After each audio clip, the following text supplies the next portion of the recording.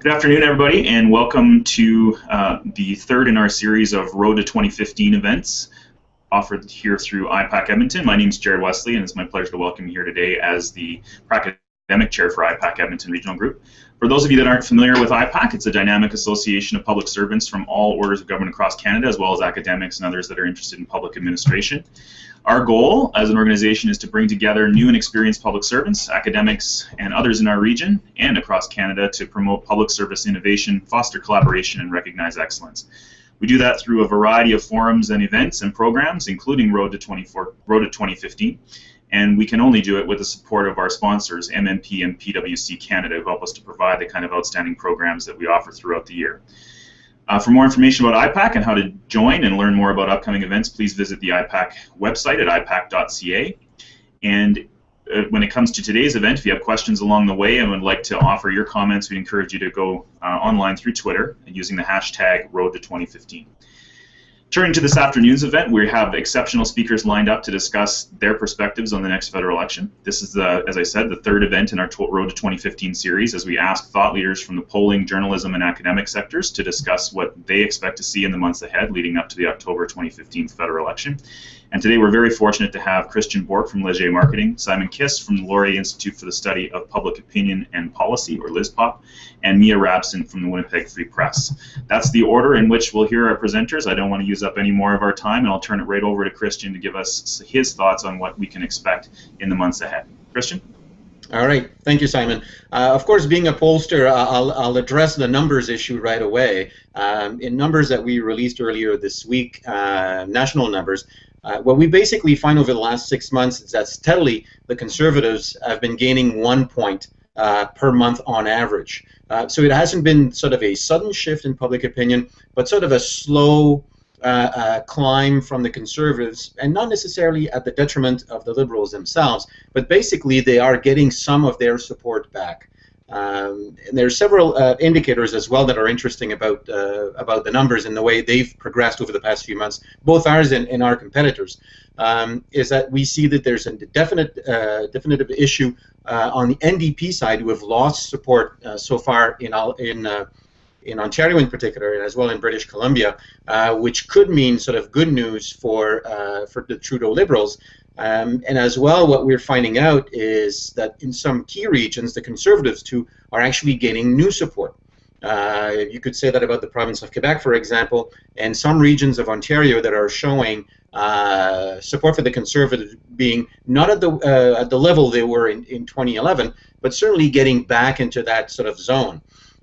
So when you look at all the riding projection models out there, right now they're hesitant between a Liberal minority or a Conservative minority, depending on what poll they're looking at and what poll they're including into their riding projection models along the way. From the perspective of the numbers that I'm seeing, that I've seen over the past few months, it does appear that the key battleground for this election will likely be in Ontario. If we break that down a little bit, is if we remember the last time around in 2011, about 25 seats in Ontario were won on vote splits between the NDP and the Liberals, who were actually won by the Conservatives. This time around, as we see that there's a decline in support for the NDP, certainly south of the Great Lakes, some of these seats might return or come back to the Liberals if, of course, they do well in the next campaign. So the battleground in Ontario will be extremely, extremely close, given the fact that the Conservatives are getting some of their support back, and we see a steady decline in NDP support in that province. Most likely on the heels of C-51, but it's hard to see why the NDP have lost support over the past year in that province. When it comes to Quebec, there is an interesting race here as well. Right now we're seeing a statistical tie in first place between the NDP and the Liberals. And we see now in third place, and actually climbing in the polls we're doing here, the Conservatives. Right now the Conservatives would be in sort of seat gain range in the province of Quebec, but those number of seats they could gain or potentially gain would not likely extend past sort of a handful. They would be getting back some of the seats they lost to the NDP in the Quebec City region and in sort of that portion of the province. But likely, what we might see, or most likely scenario would be for the province of Quebec, is that the former Bloc rural seats that the NDP won against the Bloc Québécois would likely be retained by the NDP, whereas the sort of Greater Montreal area region, and as well part of the Outaouais that went from the Liberals to the NDP, would likely come back to the Liberals. This, of course, that shift of seats towards the Liberals in the province of Quebec would certainly not be enough to secure even a minority government for the Liberals. They still need to win key seats in the province of Ontario. For me, the key battleground that I'll be watching in terms of deciding who will form the next government will likely be the province of Ontario. Great, thanks, Christian.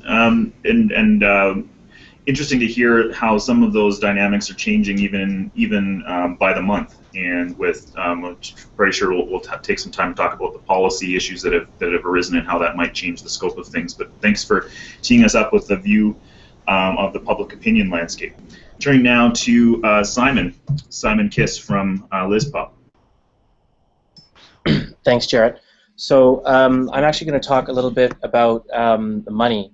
How that might play a role in the election. So, in part because of increased reporting expectations that have been put in place by new elections legislation, there's actually a lot more information that's available to voters and academics that gives a bit of a picture of the financial state of the political parties, which, although the public opinion data that's often reported gives a very good kind of picture of what's going on the surface, the financial strength of parties in the various regions could potentially give people a glimpse or reveal strengths or weaknesses that parties might have on the ground. And I just have kind of three graphs that I just wanted to show, cobbled together from Elections Canada data from basically 2007. And the overarching theme that these data suggest more or less reflect what the public opinion data suggests, which is that this election is highly unpredictable and highly unstable, even though the Conservatives have what we might call something of a kind of an advantage going into the election. So the first graph that I have here is just the total funds that all five parties they've raised since 2007. So this is all sources. And you see there, although the Conservatives sort of remain in the lead in terms of their fundraising, the thing that strikes me is how the gap, particularly between the Conservatives and the Liberals, although also between the Conservatives and the NDP, is much smaller than what it is in 2000 and than what it was in 2007.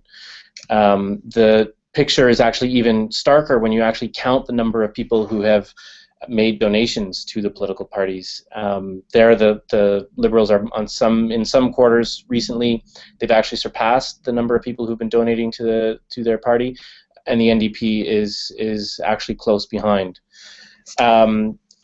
You can also break data down by the funds that have been donated to the electoral district associations. So this shows the number of contributors by party and province, and there's one thing in particular that I would sort of draw people's attentions to, which is the Quebec data here, which shows in the past sort of 2 or 3 quarters a sharp uptick in the number of sort of really active electoral district associations in the province of Quebec by the NDP, which I think reflects something of Christian's observations that the NDP may have a bit of residual strength in that province. So the other thing, so you know, the big kind of takeaway that I take from this is that the Conservatives are in a bit of an unsteady state at the moment. They're still in the lead in terms of the money that they've been able to raise, which is a significant advantage, but that lead has been shrunk significantly since over the past 7 years, as the other two parties have been able to expand and make more sophisticated their fundraising ability. the other thing that this will lead me to kind of look for will deal with the election timing. So I don't think that the debate about, I think that the debate about whether there would be an early election or not was mostly a red herring. But elections don't have to be early or late, they can also be long or short. And so there's no regulation in the elections legislation about how long an election campaign has to be, except for a minimum of 36 days. I'll be watching to see if the Conservatives decide to use what remains of their financial advantage to actually gamble on a longer election campaign, where they'll be able to outspend other parties. Outspend other parties. And then the other thing that I'll be looking for, and I think this people can expect this, is in the wake of the budget, after the budget, you can probably expect a large torrent of government advertising kind of promoting the budget, because that doesn't figure into election spending limits during the campaign. So whether that has any effect on moving public opinion remains to be seen. I think people tend to view these kinds of promotional government advertisements with quite a bit of cynicism, so they can often backfire. But that will be coming. So that's kind of the basic things I wanted to sort of emphasize. Perfect. Thanks, Simon, and great to give us a different perspective. Oftentimes, I know from an academic standpoint, looking at party election returns in the past, even at the federal level, has been very difficult, and it's great to see folks like yourself actually using that data and showing us the trends over time. As you mentioned, not necessarily as an indicator of party popularity, but certainly does show trends over time, and could be an indicator of not just public opinion, but which parties are better prepared to engage in those election battles moving forward. And we'll save some questions for the question and answer period for you. I'm sure folks will have a lot of those. If you do, please make sure you send them to #RoadTo2015. And now I'll turn it over to Mia Rabson from the Winnipeg Free Press to offer her thoughts on what we can expect in the months ahead leading up to the 2015 federal election. I think that one of the first things that we can expect is it's a bit of a more competitive environment heading into this election than we've seen in the last probably two campaigns. One of the biggest factors to look at, really, I think, is the Trudeau factor. He has breathed life into a Liberal Party that in 2011 a lot of people had written off as not being even in play anymore. How that plays out is still definitely up in the air. And one of the most interesting things that I'll be watching is how the Conservatives handle their attacks on Trudeau in the next several months. They were very skilled at attacking the last two Liberal leaders and generating a public opinion on those two leaders, defining those leaders before those leaders could define themselves. And in many ways, Stéphane Dion and Michael Ignatieff played right into the hands of those Conservative ads with some of the things they did and said. With Trudeau, however, the Conservatives tried to do that after he became the Liberal leader, and their first ad campaign, where they tried to paint him as not ready to lead, pretty much backfired. In fact, Trudeau's numbers actually improved after that campaign, and you have not seen the kind of attack ads against him that were sort of relentless against the last two leaders. But I keep expecting something, and I would be surprised if we don't see sometime between now and October several new campaigns to sort of try and nullify some of the gains that the Liberals have made because of the strength of the Trudeau brand, for whatever reason that is, which a lot of people are still trying to figure out exactly what the appeal is from him. I would also not underestimate the Conservatives and Stephen Harper and their skill for preparing for a campaign. They have the kind of ground game and the kind of campaign organization that is really second to none, and I think we will start to see a lot of evidence of that coming up in the next few months. When they decided to delay the budget by a month or two, I sort of became 50-50 on whether we would see an election this spring or not. I think they were opening up the door to giving them the choice or chance to introduce a budget and then take that to an election. I think in the last few weeks, I think events, both the economy, other things that have happened, suggest that we will not see an election this spring. I won't write it off completely, but I'm sort of back on the fall 2015 team than sort of the 50-50 I was a few weeks ago.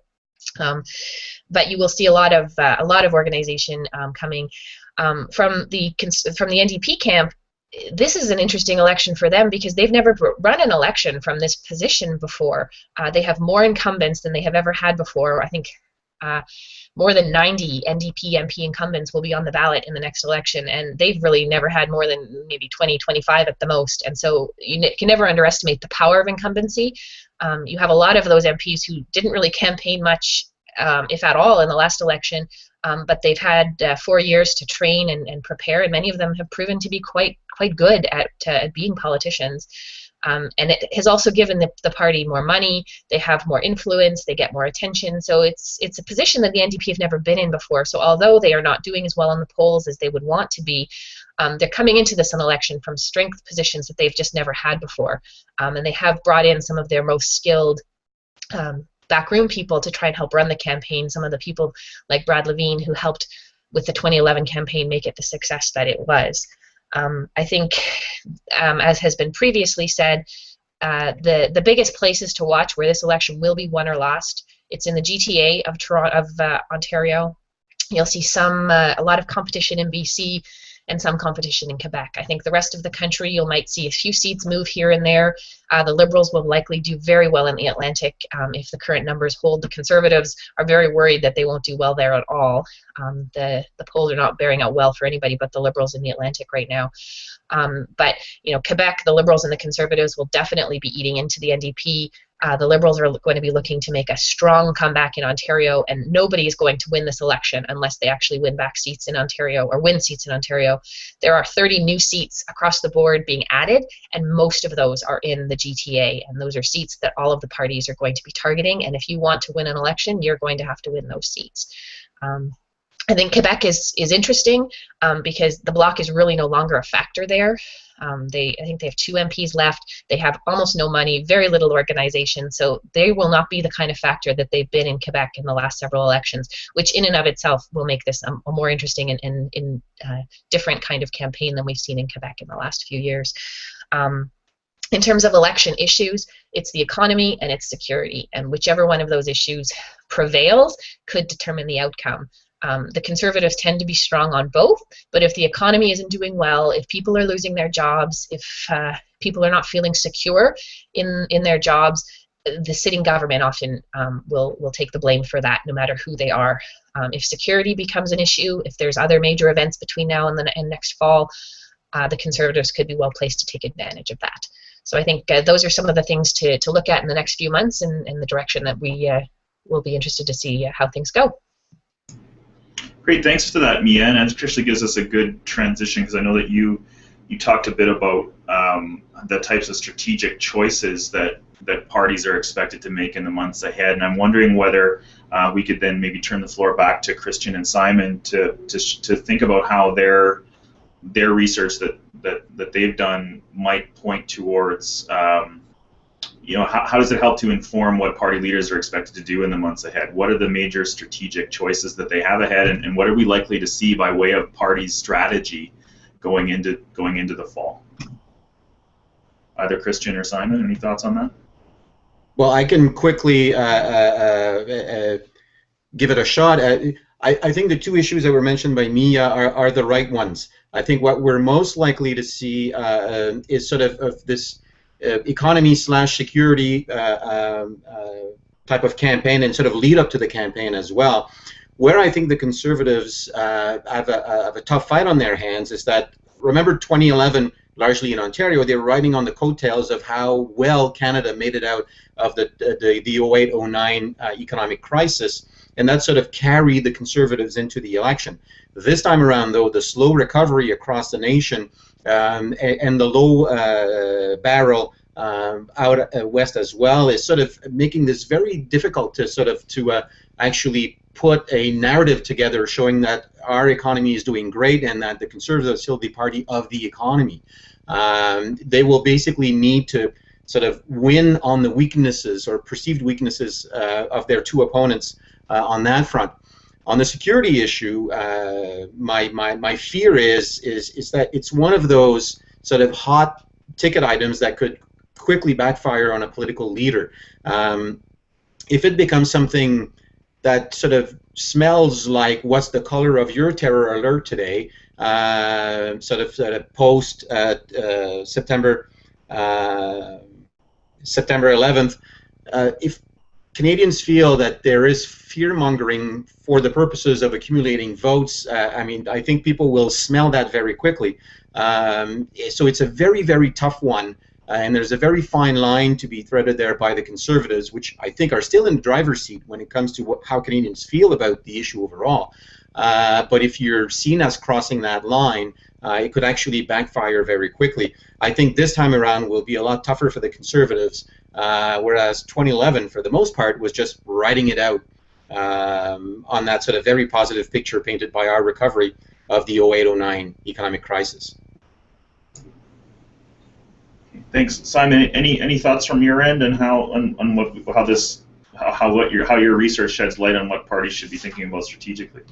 Yeah, well, so the one thing that I think we're going to start to hear ramp up, and it's been foreshadowed about 2 weeks ago by Tom Mulcair, is we're going to start to hear a lot of talk about strategic voting and what happens in the advent, in the possibility that there's a minority parliament where the Liberals and the NDP could potentially have enough seats to form a majority government.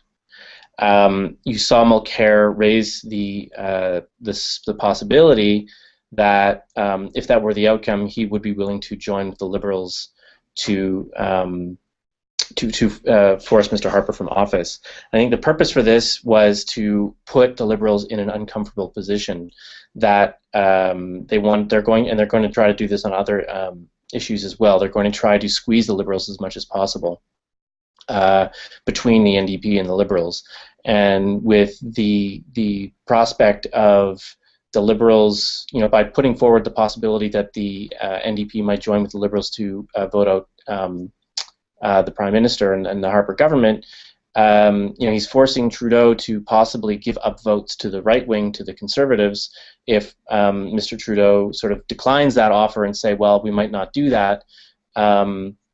They might lose votes back to the NDP. So on top of that, you're going to have a lot more discussion from members of the media and from people in the kind of the broad center left about the merits, disadvantages of strategic voting. So, in some ways the NDP is going to kind of promote that because by raising the possibility of pushing Harper out in the advent of a minority government, they can pull votes away from the Liberals. In other ways, that's going to kind of work against the NDP because inevitably, or often, they kind of lose votes to the Liberals because people have this feeling that the Liberals are the best way to stop the Conservatives. So you're going to see a lot of talk about that. How that plays out, I won't be sure. Do either Christian or Mia, do you have thoughts on that impact of strategic voting? I mean, we hear about it every campaign. I think, Simon, you're right. You're right to raise it here, especially considering the National Party leaders actually raised it as a possibility. What do we make of that? Is this something that we constantly talk about but don't? I know I haven't seen much academic literature, at least in Canada, that shows that this is actually a force. But what do you think? I don't think that strategic voting ends up actually working or really being much of a factor. I think we talk about it a lot, but I don't think that when most people are casting their ballots, that they're really thinking too much about that, except in ridings which are potentially a battle between the Liberals and the NDP. In that riding, so in those particular cases, which there will be some of them, people will maybe have to make a choice. But in a lot of ridings, and I think probably the majority of the ridings, we're going to see a race that's either conservative Liberal or conservative NDP, or and it's only really in the ones where people have to decide between the NDP and the Liberal that will make much of a factor, because it's almost by the candidates, the kind of campaigns that they're planning to run. I know in some seats in Manitoba, for example, you won't see the Liberals or the NDP putting up much of a fight in ridings that they know that they really can't win. Already they're almost taking the wind out of strategic voting sails, because people won't think that whichever party isn't strong there will be much of an option. And I don't think people really go into the polls very often thinking, well, I don't really want to vote for this person, but I really don't want the Conservatives to win, so I'm going to vote for them anyway. I just don't see it happening all that often. Yeah, Christian? I would agree. I mean, what we've seen statistically is that strategic voting is never a big factor in elections taken overall. Certainly, they're more of a factor in first-past-the-post systems like ours, where I do see the potential for an effect, and it would be mostly likely reduced to portions of Ontario and Quebec, would be more sort of a quasi bandwagon effect, much like the one we saw in 2011 in Quebec in particular. I think we sometimes overstate the Jack Layton impact on the 2011 election in Quebec. It's basically two things were coming right at the same time, which basically sort of what you might call an anything but the conservatives movement in the province, but also another type which was anything like old style politics that Quebecers were getting tired of. So they decided to chase the Bloc Québécois from the political landscape. Yet at the same time, they wanted to basically have the biggest impact possible. That's when this whole sort of Jack Layton love fest, if you pardon the expression, began, and gave us what we have. This time around, I feel that for a lot of Quebecers, if they feel and have this feeling, and they see numbers, and they see it in the press that there is sort of a pro-Trudeau sentiment, that there is some momentum in the campaign, then we might see a little bit of a bandwagon effect towards the Liberals happening. Certainly, if they perceive that Trudeau is winning the Ontario battlefield, that might actually help the Liberals in the province of Quebec.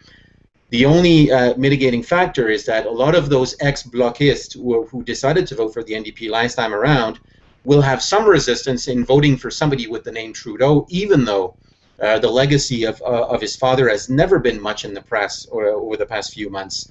But I think a bandwagon effect to some extent might be more likely than outright strategic voting. Okay, thanks for that, Christian. Just moving on to just a slightly different topic here. I'm gathering from the comments thus far that maybe Kim Campbell was right when she said elections are not the place to talk about policy. But it's something that often the frame, when the election platforms are eventually released, our frame starts to shift towards policy. I wonder if any of you have any thoughts about what we can expect by way of big policy promises, big policy distinctions that party leaders might try to draw between one another. I know you've mentioned that security and the economy seem to be two of the larger issues at stake, but what are we likely to expect from the party leaders by way of policy coming up? I think one of the big things that you're going to see, we've already seen it, is a battle for the middle class. You'll hear all three party leaders referring to the middle class on repeated occasions now, for any number of reasons. A, it's the largest group of voters out there. Most people in Canada think they fall into the middle class, whether they do or not. And it's a group of voters that all three parties can have policies to touch on, whether it's economics, healthcare, education, etc. And I sort of have almost defined it already as this 2015 is the battle for the middle class vote. You've heard Trudeau, Mulcair, and Stephen Harper to some extent. You'll hear it in question period. You'll hear it in their speeches. They refer to it all of the time. I mean, I think you're starting to see some of the policy kind of conflicts happening now over the C-51. I mean, one of the reasons that both Mulcair and Harper, I think, have pushed C-51 is to put the Liberals in an uncomfortable position. The other policy field where I might think that you might see a lot of discussion about kind of builds on Mia's observation that the middle class, or what we mean by the middle class, might play a big role. I think people will be looking at Kathleen Wynne's successful campaign in Ontario with her proposal to expand public pensions in that province, and look at how that was quite favorably received. Pension, the amount of the share of the workforce that has access to an employer pension is dropping. People are getting older, and I think people's the looming retirement of that middle class, I have this feeling that pensions are on people's minds. At the same time, the Harper government, they increased the age of eligibility for OAS from 65 to 67. So it's already kind of in discussion.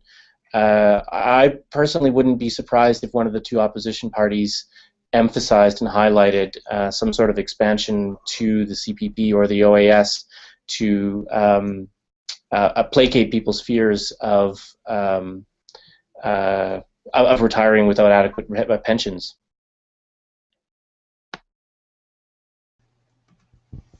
Thanks.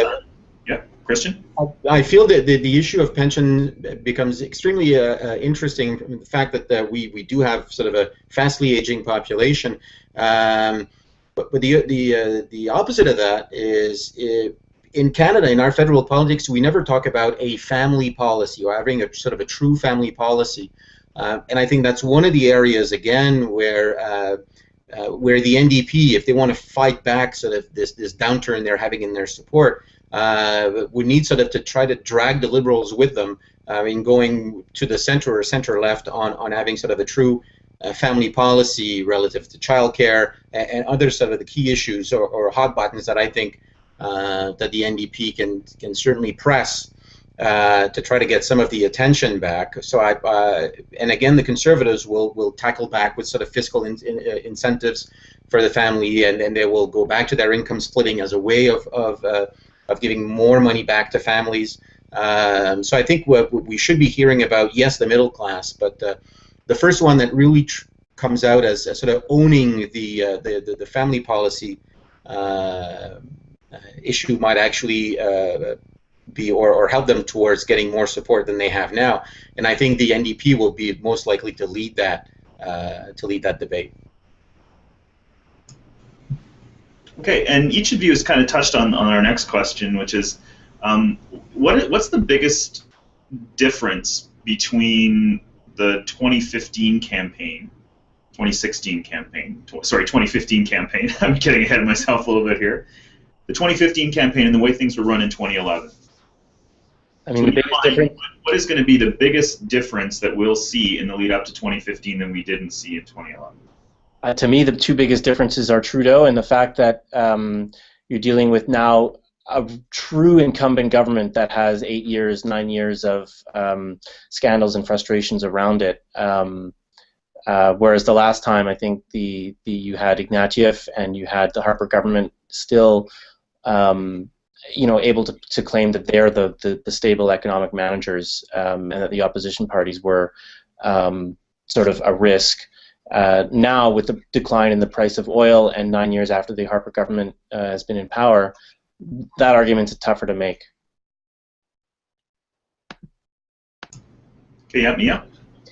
I think yes, the Trudeau factor is definitely one of those things. I talked about it a little bit already. I still think it's a little bit of an unknown factor, but he has certainly changed his party's fortunes for the better since he became the leader, for whatever reasons that is. But he's still a little bit unpredictable, and how Canadians respond to him now versus how he manages a campaign, nobody really knows how he's going to get through, how he's going to manage a campaign, how he'll come across in a national debate. All of these things are factors that could make or break the Liberal fortunes in the next election. I think another difference is Tom Mulcair is a very different NDP leader than Jack Layton. He, I think, should be expected to campaign very well. He should do very well in a national debate. I mean, he's proven his chops in question period. But Canadians generally don't know who he is. That's one of the biggest criticisms of him. They don't know him, and that's going to be his biggest challenge. So you're going to see the NDP doing everything they can to get Mulcair well known.